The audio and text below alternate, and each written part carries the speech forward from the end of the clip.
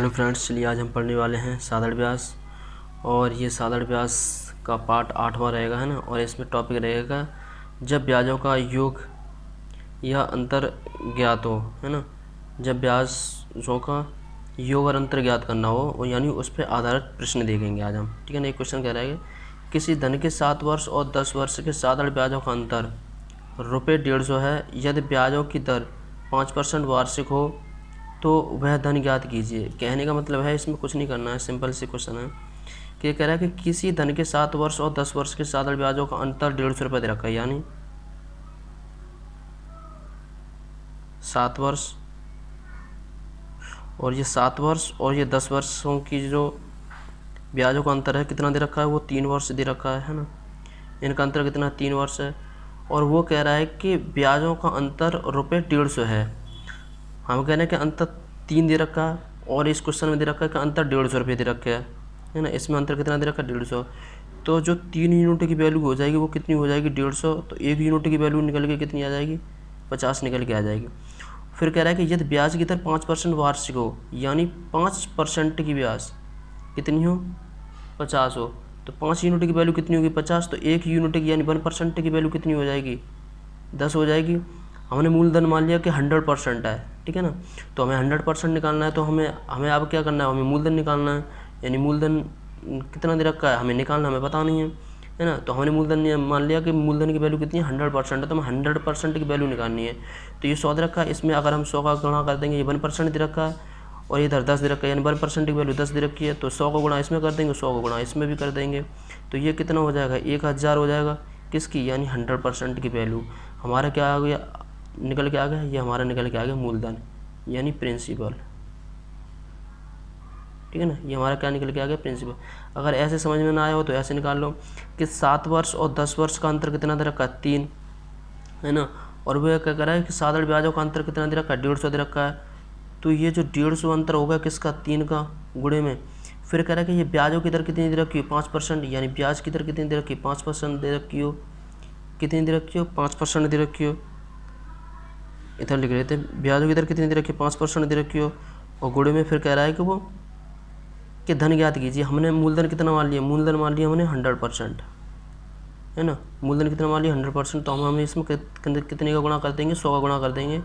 तब इसे काट दो, 5 थी 15 बार कट जाएगा, ये कितना हो जाएगा, 5 थी 15 हो गया, 15 से 15 कट जाएंगे, तो बचेगा कितना यहाँ 10। और 10 गुणे में जब हम 100 का गुणा करेंगे तो कितना हो जाएगा, 1000। हमारा मूलधन कितना निकल के आ गया, 1000 निकल के आ गया, है ना। चलिए नेक्स्ट एक क्वेश्चन कह रहा है कि किसी धन के 5 वर्ष और 7 वर्ष के साधारण ब्याजों का अंतर ₹300 है। यदि ब्याजों की दर 5% हो वार्षिक हो तो वह धन ज्ञात कीजिए। कहने का मतलब यह है कि 5 वर्ष और 7 वर्ष, इन दोनों का अंतर कितना दे रखा है, 2 वर्ष दे रखा है। वो कह रहा है कि साधारण ब्याजों का अंतर रुपये में 300 दे रखा है। तो 2 यूनिट की वैल्यू कितनी हो जाएगी, 300 हो जाएगी। तो 1 यूनिट की वैल्यू कितनी हो जाएगी, 150 हो जाएगी, है ना। फिर कह रहा है कि यदि ब्याजों की दर 5% वार्षिक हो, यानी 1 यूनिट की वैल्यू, तो 5% की वैल्यू कितनी हो जाएगी, ये 150 हो जाएगी, है ना। जब 5% की वैल्यू जब ये 150 हो जाएगी तो 1% की वैल्यू कितनी हो जाएगी, 1% की वैल्यू हो जाएगी 30।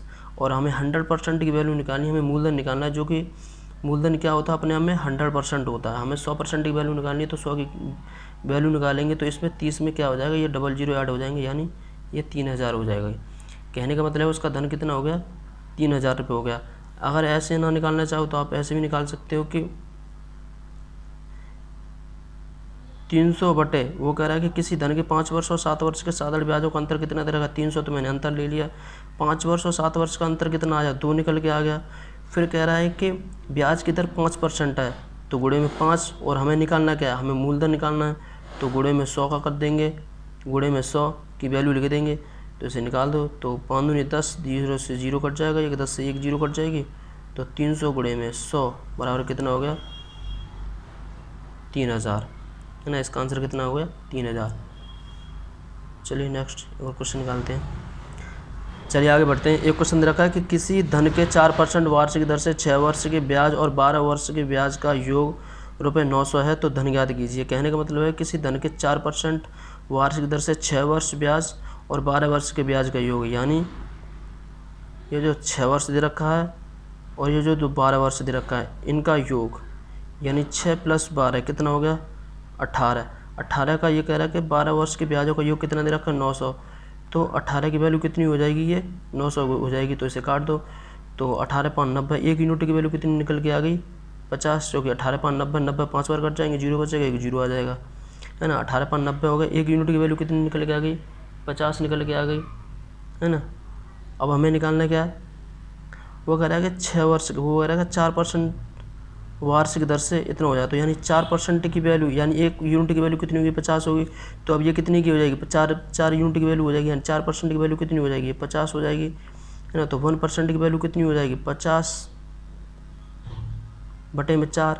हमें 100% की वैल्यू निकालनी है, तो 50/4 गुणे में 100, 100 से ये काट दो,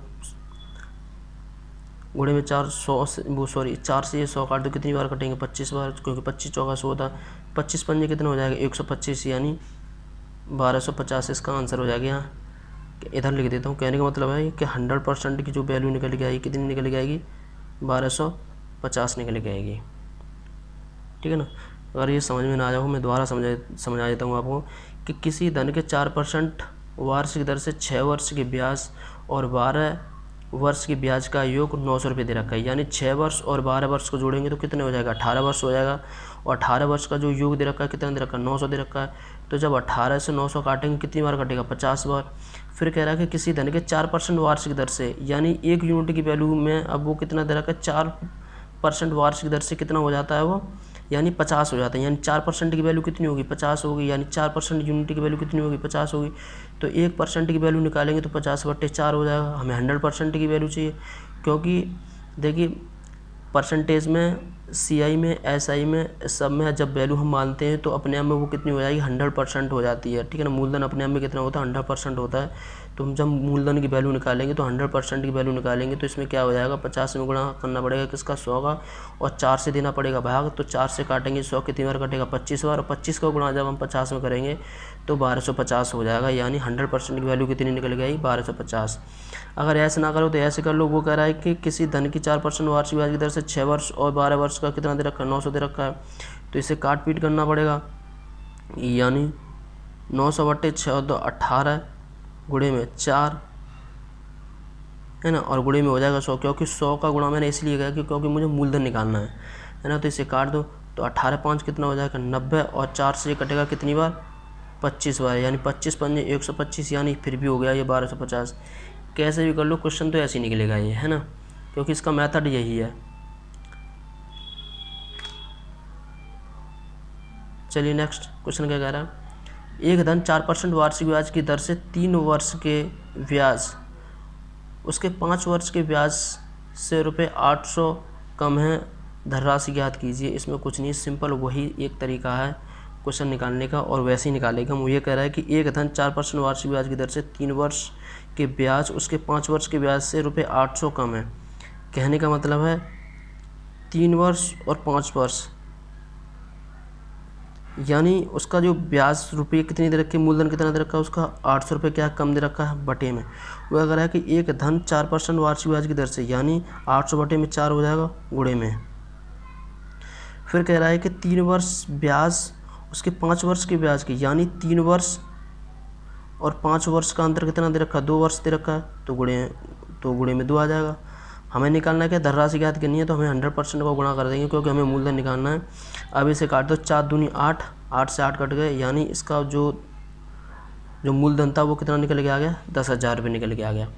अगर ऐसे समझ में ना आया हो तो ऐसे भी निकाल सकते हो। वो कह रहा है कि एक धन 4% वार्षिक ब्याज की दर से 3 वर्ष के ब्याज उसके 5 वर्ष के ब्याज से ₹800 कम है, धनराशि ज्ञात कीजिए। यानी 3 वर्ष और 5 वर्ष का अंतर कितना दे रखा है 2, और वो कह रहा है कि रुपये ब्याज में कितने 800 रुपये कम है, 2 की वैल्यू कितनी होगी 800, तो एक यूनिट की वैल्यू कितनी हो जाएगी 400। फिर वो कह रहा है कि एक धन 4% वार्षिक ब्याज की दर से, तो एक यूनिट की वैल्यू कितनी में, ये 4% में बदल जाएगी, तो 4% की वैल्यू कितनी हो जाएगी 400, तो एक की वैल्यू कितनी हो जाएगी 100। हमें 100% की वैल्यू निकालनी होगी, तो 100 में गुणा, एक में 100 का गुणा कर देंगे, 100 में भी कर देंगे इस 100 का गुणा, तो ये कितनी हो जाएगी 10,000, है ना। कहने का मतलब है 1 यूनिट की वैल्यू जब 100 होगी तो यहाँ पे भी हमें 100 का गुणा करना पड़ेगा, यहाँ पे भी हमें 100 का गुणा करना पड़ेगा, तभी तो ये 100% होगा। और जब ये 100% होगा तो ये 10,000 हो जाएगा तुम्हारा, है ना। तो चलिए ठीक है।